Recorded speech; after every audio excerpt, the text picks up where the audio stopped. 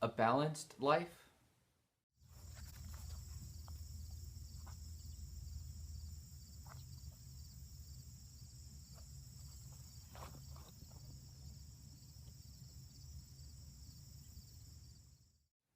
Greetings. I'm Brother Etienne, Catholic monk, a novice runner, and a searcher for all things meaningful.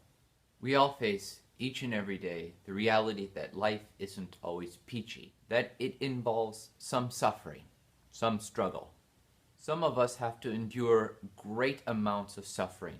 Some of us just a little, but always enough to let us know that suffering really is there.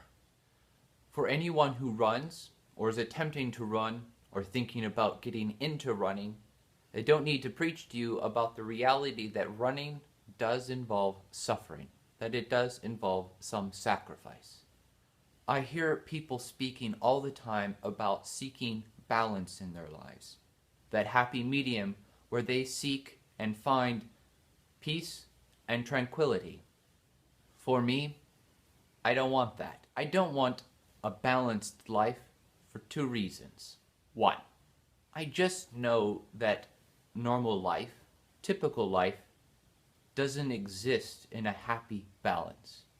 There is always something pulling us and pushing us towards something else. Two, I also don't want balance in my life because if everything is perfectly balanced, there's no room, there's no motivation for me to grow. Think for a moment to a body of water. Let's say a puddle. Let's say that puddle never receives any new water. None of the old water leaves.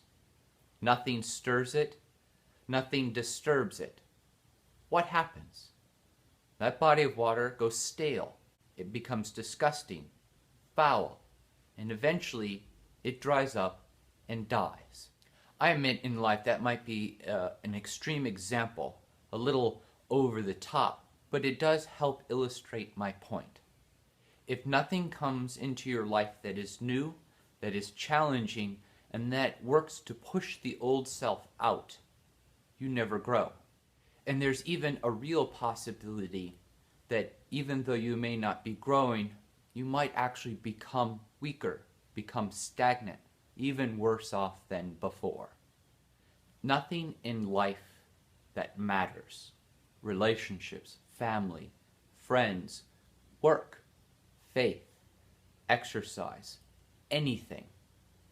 If anything in life matters that's worth doing, it must be done with passion. We could say that the interaction of all these responsibilities and obligations that we have, family, friends, relationships, etc., work at rubbing the rough edges off of us, our personalities, our life, so that we become shiny, new, something better. We become stronger, more focused. What we need in our life is not balance, but good tension. Running is a great way to illustrate and to find some tension in your life. Your experience of running needs to find that same tension. So if we take running like we did that puddle and look at it this way, imagine that you can run 1 mile very, very easily. No effort. And you continue to run that mile exactly the same way you do every day. No change of pace, no change in direction, where you change absolutely nothing. What happens? Except for the muscles that are needed to run that mile, everything else stops growing and really will eventually become weaker. Without constant tension, without, even if slowly, always pushing yourself beyond your current abilities, you never grow, you never get better. So you can run 1 mile. Great.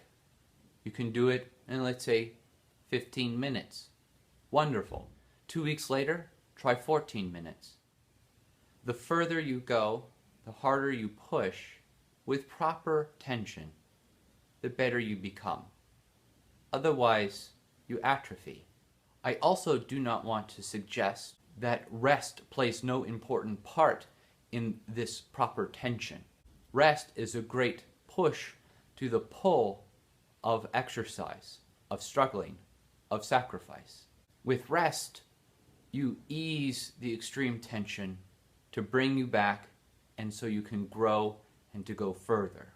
My question to you is this. Simply, where are you?